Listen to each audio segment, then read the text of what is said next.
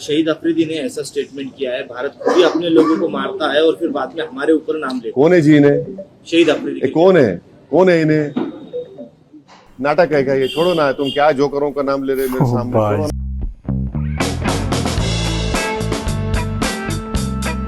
Hello guys, एक बार फिर स्वागत है भाइयों का चैनल रिएक्शन बाबा में। मेरा नाम है राम, मेरा नाम है दीक्षा। तो गाइज आजकल पहलगाम को लेके बहुत सारा मुद्दा बना हुआ है, गरमाया हुआ है। असासुद्दीन ओवैसी जो कि एमपी हैं हैदराबाद से, उनकी खुद की पार्टी है AIMM, उन्होंने भी इसको लेके जो आतंकी हमला हुआ है पाकिस्तान की तरफ से, उसको लेके बहुत ज़्यादा वो नाखुश हैं। शाहिद अफरीदी पाकिस्तानी प्लेयर हैं, क्रिकेट प्लेयर हैं, उन्होंने कुछ ऐसी टिप्पणी करी है जिसको लेके कि उन्होंने बोला है वो जोकर है, उनकी बातों पर ध्यान ना दिया जाए। तो देख लेते हैं क्या सब है, किस तरीके से बोला है, क्या जो बात थी। होपफुली आपको ये चीज़ें समझ आएँ और पसंद आए तो प्लीज़ इस वीडियो को लाइक, और आप चाहते हैं आपको ऐसे रिएक्शन वीडियोज भी मिलते रहें तो प्लीज़ चैनल को सब्सक्राइब। गाइस आज के रिएक्शन हम स्टार्ट कर लेते हैं बिना किसी देरी के। Let's play. देखने की जरूरत है क्योंकि सर्जिकल स्ट्राइक हुआ और फिर बालाकोट हुआ और देश को यह बताया गया था कि अब इसके बाद ये लोग इस तरह की हरकत नहीं करेंगे, मगर फिर कर रहे हैं। और रीसी एक मुकाम है वैष्णो देवी के पास, पिछले साल जुलाई में 60 टूरिस्ट को मारे थे वहां पे भाई साहब। तो ये डिटरेंस पॉलिसी देखने की जरूरत है। और ऑल पार्टी मीटिंग में पूरे अपोजिशन ने गवर्नमेंट को कहा कि आप एक्शन लीजिए, जो आप सही समझते हम सपोर्ट करेंगे ताकि मरने वाले परिवारों से इंसाफ हो सके और ये दोबारा ऐसी हरकत नहीं होना। तो हम लोग तो पूरा गवर्नमेंट को सपोर्ट करें। इस बार तो गवर्नमेंट को सपोर्ट कर रहे हैं, वो गवर्नमेंट बताएगी, हमको नहीं मालूम, आपको सही बात है, गवर्नमेंट तय करेगी। मगर हमारा मानना यह है कि पाकिस्तान में ये मौजूद है, ये टेररिस्ट हैदराबाद से, उनको वहीं से सपोर्ट किया जाता, उनको तैयार किया था, फाइनेंस किया जाता और अनफॉर्चुनेटली वो बॉर्डर क्रॉस करके आए, पहलगाम तक आ गए। तो और चाहे 26/11 का हो, पाकिस्तान से आए थे, उस वक्त भी वो लोग डिनाई किए, पहले हम नहीं किए। जब अजमल कसब पकड़ा गया तो उनको एक्सेप्ट करना पड़ा।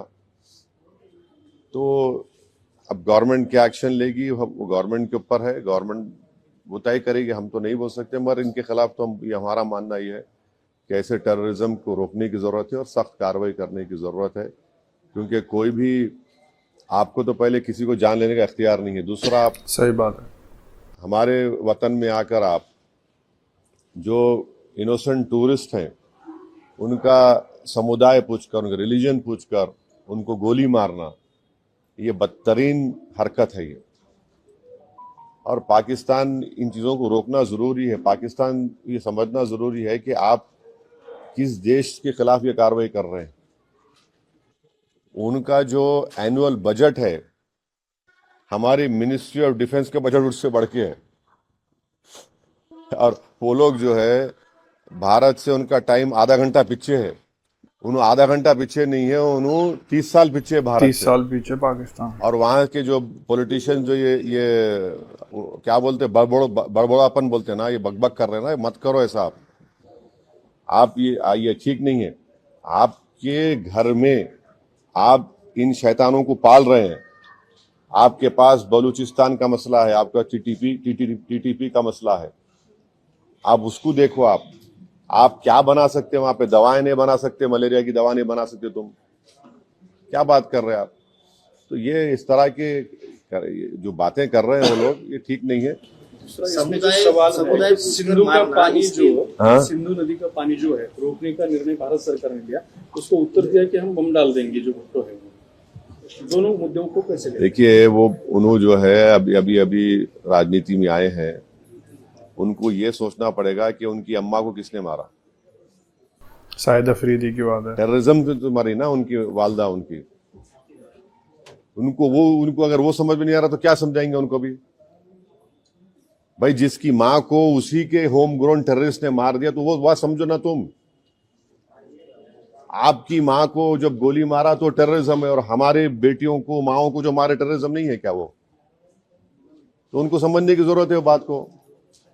तो जहां तक इंडस वाटर ट्रीटी का सवाल है, देखिए, ये वर्ल्ड बैंक ने एग्रीमेंट करा था 1960 में, मगर अब गवर्नमेंट डिसीजन लिया, ठीक है, मगर हम पानी कहाँ रखेंगे? पानी कहाँ रखते भाई? पानी रखने की जगह भी तो ना अपने को। तो हमको वो पानी स्टोरेज की जगह बनाना पड़ेगा, पर पानी तो जाना पड़ेगा। तो वो गवर्नमेंट डिसीजन लिया है, ठीक है, हम उस पर गवर्नमेंट का फैसला है। कैबिनेट कमेटी ऑन सिक्योरिटी में गवर्नमेंट डिसीजंस लिए, हम उसको मानते हैं। देश में हिंदू और मुस्लिम में झगड़ा लगाने के लिए समुदाय पूछकर मारा गया, ऐसा लगता है? बिल्कुल बिल्कुल, देखिए वही तो हम कह रहे हैं कि आईएसआई हो या आईसिस हो, आईसिस खुरासान हो, या फिर आपके जो डीप स्टेट है या एस्टेब्लिशमेंट है पाकिस्तान का, वो तो यही चाहते हैं कि इस देश में हमेशा के लिए हिंदू मुसलमानों के झगड़े चलते रहे। तो इसीलिए उन्होंने हरकत की, और उनका वहाँ कश्मीर में जाकर नॉन मुस्लिम को, हमारे हिंदू भाई बहनों को मारने का मकसद एक ही था कि कश्मीर को ये बताना चाह रहे थे कि यहाँ कोई नॉन मुस्लिम नहीं आ सकता। तो उनका मकसद वही है। तो हम पूरे देशवासियों से अपील कर रहे हैं कि आप ऐसे वक्त पे, अपनी पॉलिटिकल डिफरेंसेस होंगे, मगर आप उन लोगों को कामयाब होने मत दीजिए जो इस देश को कमजोर करना चाहते हैं, इसकी यूनिटी को कमजोर करने करके। बात तो सही। कश्मीर पर जैसा कि नाम लेकर मारा गया कहा जा रहा है, तो उसी तरह से अब मुल्क में हिंदू मुस्लिम किया जा रहा है। बीजेपी लीडरान जो है तो नाम लेकर पूछ कर मार रहे हैं। दादर का वाकया सामने आया है। तो ठीक है, वो जो कर रहे गलत कर रहे, वो लोग मुल्क के मुफाद में काम नहीं कर रहे, हम उसका मजम्मत करते, कंडेम करते हैं। अब आपके ही डिप्टी चीफ मिनिस्टर महाराष्ट्र के, वो खुद बोल रहे कि वो जो बच्चा जो जान दे दिया अपनी, आदिल, वो तो अपनी जान दे दिया ना। वो कहाँ देख रहा था कि मुसलमान हिंदू देख रहा, इंसान को देख रहा था। वो जान बचाने के लिए वो टेररिस्ट से वेपन छीनने की कोशिश किया, उसको मार दिए। तो ये जो अगर हमारे देश में से कोई कर रहा है, गलत है, ये इसको हम कंडेम करते हैं। सरकार ने जो अल्टीमेटम दिया था कि जितने पाकिस्तानी उनको पाकिस्तान भेजा जाए, वो चले जाए, मगर यहाँ की राज्य सरकार में जो है देवेंद्र फडणवीस बोल रहे कि पूरे गए, और इतना शिंदे जी बोल रहे 160 अभी बाकी है। मेरे को नहीं मालूम है, ये तो गवर्नमेंट बोल रहे हैं। युद्ध कितना जो महंगा पड़ेगा भारत में? अरे भाई, अभी गवर्नमेंट को छोड़ो ना, ऐसा लूज टॉक मत करिए। गवर्नमेंट का डिसीजन होगा, गवर्नमेंट पूरा सोच के फैसला करेगी। नहीं सुनिए, एक मिनट सुनिए, गवर्नमेंट क्या करेगी नहीं करेगी वो गवर्नमेंट तय करेगी। हमारा बोलना अपोजिशन कहता है कि आप इस पर स्ट्रांग एक्शन लीजिए, ये खत्म होना ये चीज। अब वो कैसा एक्शन लेंगे, क्या लेंगे, गवर्नमेंट पे तो थोड़ा आपको तो उनको उन पे छोड़ना पड़ेगा ना। अब ये टीवी चैनल पे एंकर बैठकर ऐसा बोल रहे ऐसा होगा ऐसा, अरे भाई ये मजाक है क्या? ये सही बात है। गवर्नमेंट तय करेगी, तो क्या डिसीजन होगा वो तय करेंगे। मगर हम मेरा डिमांड ये है कि पाकिस्तान को फिर से FATF की ग्रे लिस्ट में लाना जरूरी है। फाइनेंशियल एक्शन टास्क फोर्स में उनको ग्रे लिस्ट में लाए। ग्रे लिस्ट में लाए तो उनको ये देखिए, इलीगल पैसों से फाइनेंस करे टेररिज्म ये लोग। कोई वाइट का पैसे नहीं, कि इलीगल पैसे से। तो FATF की दोबारा लिस्ट की ग्रे लिस्ट में पाकिस्तान को डालना जरूरी है। हम डिमांड करेंगे ये गवर्नमेंट से कि उनको FATF के ग्रे लिस्ट में डालो आप, तभी जाकर उनका होगा। और हम लोग पूरा उन पे साइबर अटैक करना, हमारे पास एथिकल हैकर्स है, हमारे पास नेवल और एयरफोर्स ब्लॉकेट कर सकते, इंटरनेशनल लॉ में कर सकते हम।